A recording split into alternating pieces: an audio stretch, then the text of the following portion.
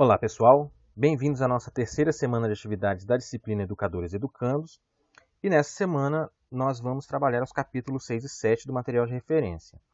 O tema do capítulo 6 trata, grosso modo, dos problemas no âmbito escolar que a República herdou e de como a educação se via em uma dicotomia, ou seja, num jogo duplo, vamos dizer assim, entre a formação dos subalternos, ou seja, aqueles que trabalhariam nas fábricas, no comércio, etc., e a formação dos dirigentes. Bom, em 1890, o Brasil já é uma república.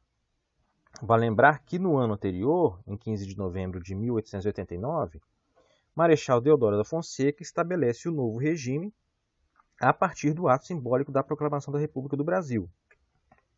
E eu digo ato simbólico porque a proclamação ocorreu na Praça da Aclamação, que é a atual Praça da República na cidade do Rio de Janeiro, e que naquela época era a capital do Império do Brasil. E ocorreu quando um grupo de militares do Exército Brasileiro, liderados pelo Marechal Deodoro, destituiu o imperador e assumiu o poder no país. Então, esse foi um ato simbólico para um golpe militar que depois Dom Pedro II. Vejam que, se a monarquia foi destituída, isso ocorreu porque existiram pressupostos para que um clima generalizado de insatisfação fundamentasse o fim daquela monarquia. Bem, o fato é que o Império havia perdido o apoio de suas bases econômicas, sociais e também militares, e com a proclamação da República esperava-se alcançar a ordem e o progresso em meio ao caos social oriundo de uma estrutura arcaica. É exatamente o que nos diz o terceiro parágrafo da página 60. Olha aí. Após a promulgação da República, nossa sociedade permaneceu com as características estruturais anteriores, ou seja, nada mudou.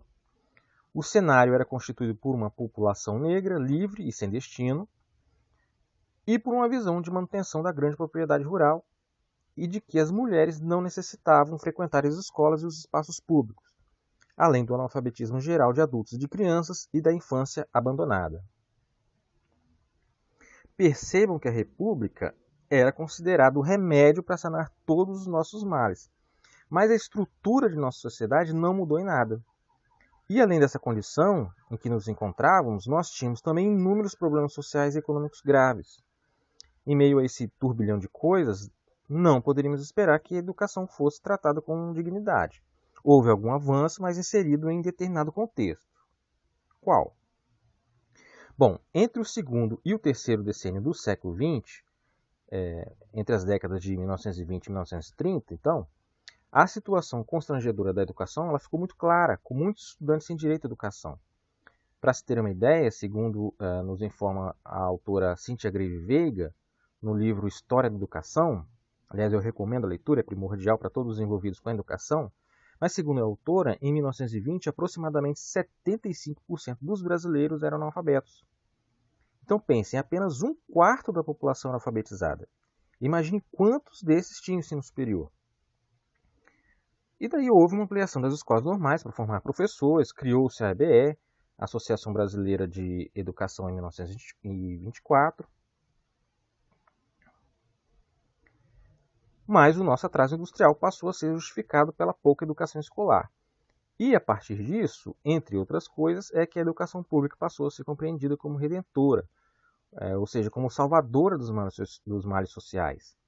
E aí, nesse contexto, a escola passa a ser responsável por moldar os corpos dos sujeitos que fariam parte desse desejado modelo social.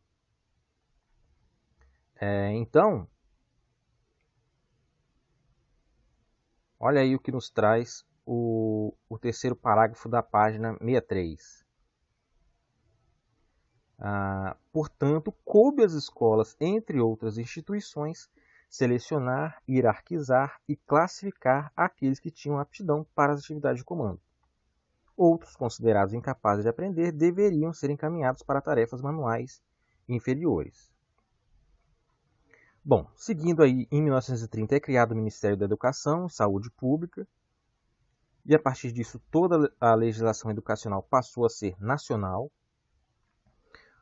Com toda a modificação industrial, social e cultural que estava acontecendo, saber ler e escrever era o mínimo que se esperava do cidadão comum.